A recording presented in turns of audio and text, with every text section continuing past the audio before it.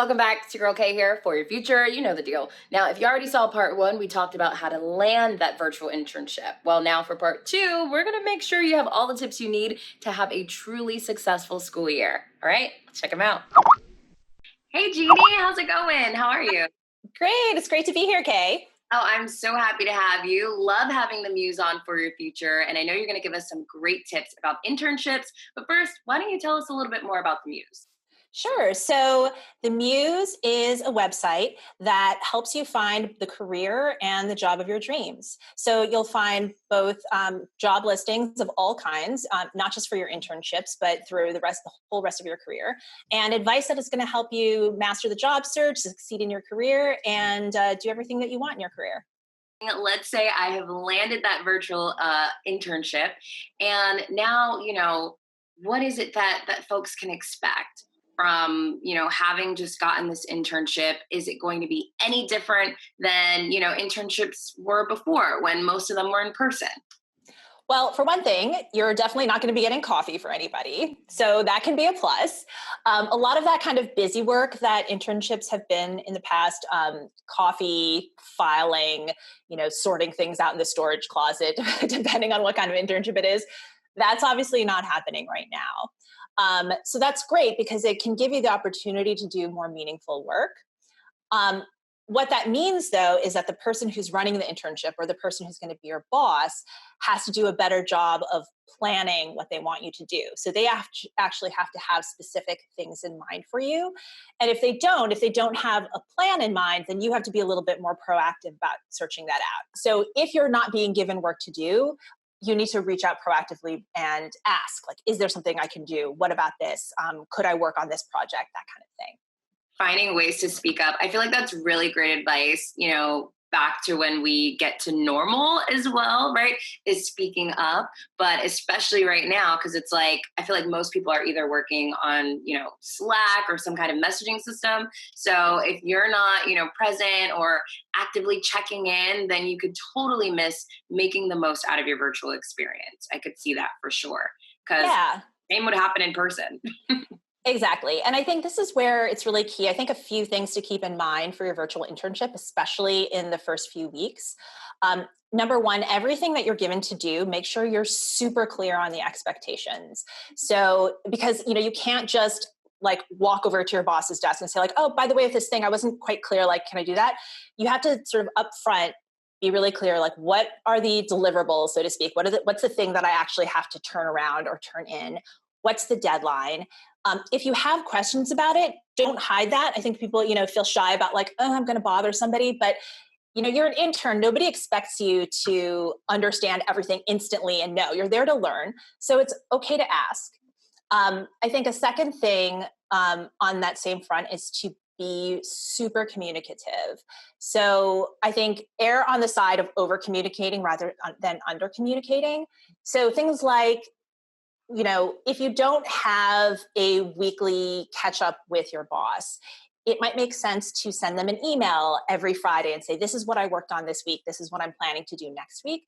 That way they can make sure that you're on track with what you're supposed to be doing. If you're getting off track and say you communicate, oh, I spent this entire week on X project, they can look at that and be like, oh, like that was only supposed to take 2 hours. Something's going on there.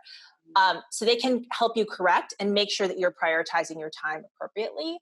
I think similarly, if you're starting to feel overwhelmed, if you've got too much to do, even if just your responsibilities outside of your internship are really heavy, like say you've got 3 papers due that week or something's going on in your personal life, it's really important to speak up sooner rather than later and let your boss know what's going on. I think it's really easy for all of us to feel embarrassed if we're drowning in work, we can't get the thing done, we feel ashamed and like, oh, I can't say anything because they're going to think I'm a loser or I'm a failure. But it's actually really important to speak up sooner rather than later. Speaking as a boss, if somebody who is working for me, no matter what level, is having trouble with something and they know that they're not going to make a deadline, I'd much rather know that way in advance or as soon as they know so that I can plan for that and be prepared for that. The worst thing in the world is if the deadline comes and goes and the person's just ghosting and you're like, what's going on? Is this thing going to get done? What's happening? It's so much better to just communicate that up front. Yeah, transparency is key and ghosting is never okay. In any part of life. Right? Never okay. I know that when I was interning, it was all about the informational interview, right? You send someone a note and it's like, hey, like I'd love to learn more about what you do. Is that still a thing? Is there another way that folks can go about it? You know, has that changed with this virtual setting? Yeah, I think that's absolutely still a thing. And you 100% should still be doing that. I think also don't forget to, if there are other interns at the company while you're there, to try to connect with those folks too. Because when you think about, I mean, I know when I think about internships I've had in the past, I'm sure you can relate too, like the other interns, those people become your friends, hopefully, if not your enemies. And, you know, they're people that you connect with. And, you know, you might still see those people like for the rest of your career. So it's great to make those strong connections. I think you should definitely ask your boss out for a virtual coffee at some point during the course of your internship. You're going to be talking to your boss a lot, hopefully, and emailing with them and slacking with them and all of those things. But it's going to be about work stuff. And I think it will be great to connect with your boss on a more personal level and just find out a little bit more about their career journey, learn from them about what their path was, get some of their advice.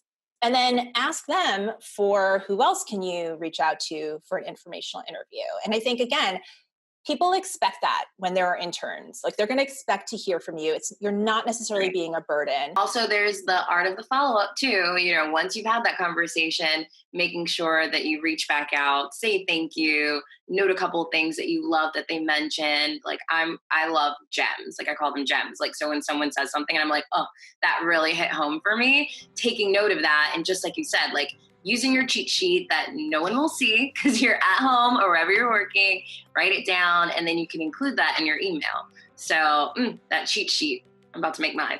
Yeah, absolutely. And, you know, don't forget too, like not just following up right afterwards, but, you know, a month from now or 3 months from now or a year from now, if you see something that reminds you of that person, or like you take their advice, you know, down the road in some other job that you have, don't forget, you can send them a little note then too and say, hey, just wanted to let you know, like I took your advice and I took this class at school and it was really great for me. And I'm so excited to learn more about this stuff. Thank you so much for that advice. People really appreciate hearing that. Well, thank you so much for all of your internship tips. I know that folks are going to have a way better time with their search and their first couple of weeks with your help. So thank you. Thanks, Kate. It was great being here.